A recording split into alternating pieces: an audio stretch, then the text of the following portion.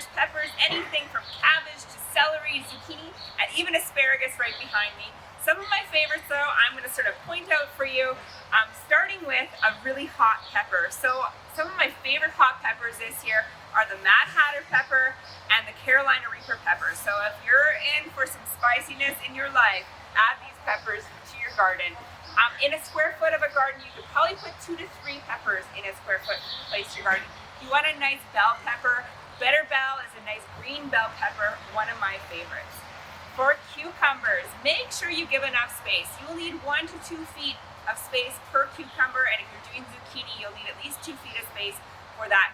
Something I also like to add is a nice trellis or an obelisk, and that will help your cucumbers to grow vertically, so it will give you a lot more space in your garden. My favorites this year is fresh pickles. If you like a nice pickling variety, I have Cool Breeze, which is a limited supply but a great slicing cucumber. And then we also have our long English cucumbers, which again are a great slicing cucumber and one of our most populars. Next, we're talking about tomatoes. Now, if you want to know some more information about indeterminate, determinate varieties and how to prune and pinch them, make sure you check out our IGTV channel for more information on that. Some of my favorites this year, if you're wanting a nice paste tomato, we have a Roma tomato and also a Health Kick tomato. These are great paste tomatoes if you like making sauces or salsa. If you want a cherry tomato, great for snacking and salads. Some of my favorites are the tumbler tomato, nice short, compact, will produce tomatoes all summer long and very early.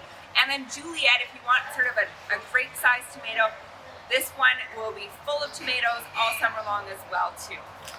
When we're getting into a slicing tomato, some of my favorites here today, we have Prairie Pride, love the name, and it's a nice early tomato, mid-sized tomato, great for slicing. And we have Bush Best Boy, which I love that it's a determinate variety, so it will stay a little bit shorter and you'll get a nice slicing tomato on it.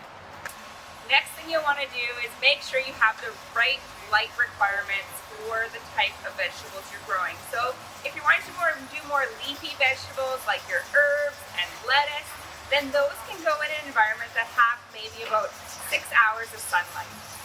If you want to do tomatoes or cucumbers or zucchini, then you're going to need at least 8 hours plus of sunlight in order for those to be successful. Next, you're going to figure out how much space you need to do your vegetable gardening. When I'm choosing my space, I will take some stakes and some string and lay out a grid in my vegetable garden area in my yard. This will allow me to realize how much space I have per square foot so that I can make sure I'm leaving enough space for these vegetables to grow big and thrive. If you're doing it in containers, make sure you choose a large enough container. A lot of times we'll find a small 4-inch or 6-inch container in a store that has 3 or 4 herbs in it. That is not a big enough container to sustain those herbs all season long. So this pot here can probably fit a mint and 1 other herb in it. That's it for the season, or 1 tomato plant.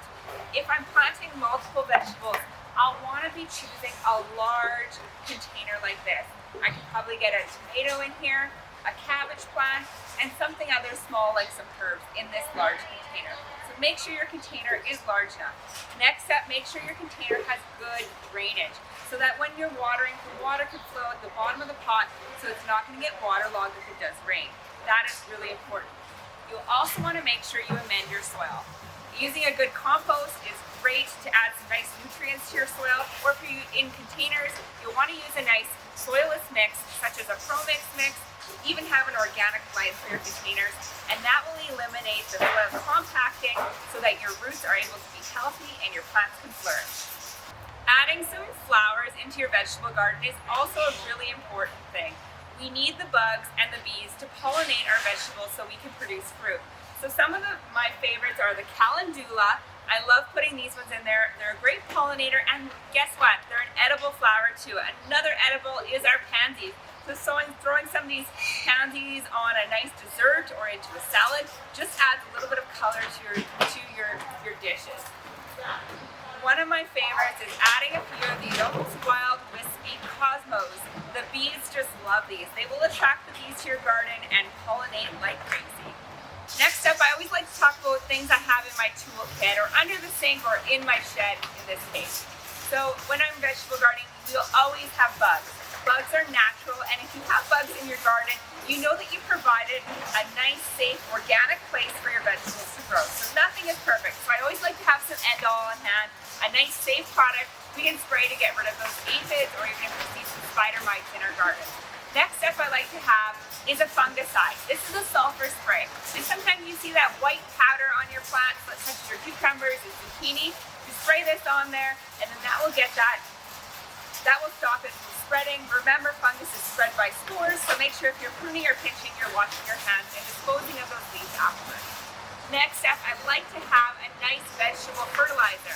And you can either use slow-release fertilizer. I like this one, which is specially formulated for tomatoes. It has a little extra calcium in there, which is going to be great for preventing that blossom end rot.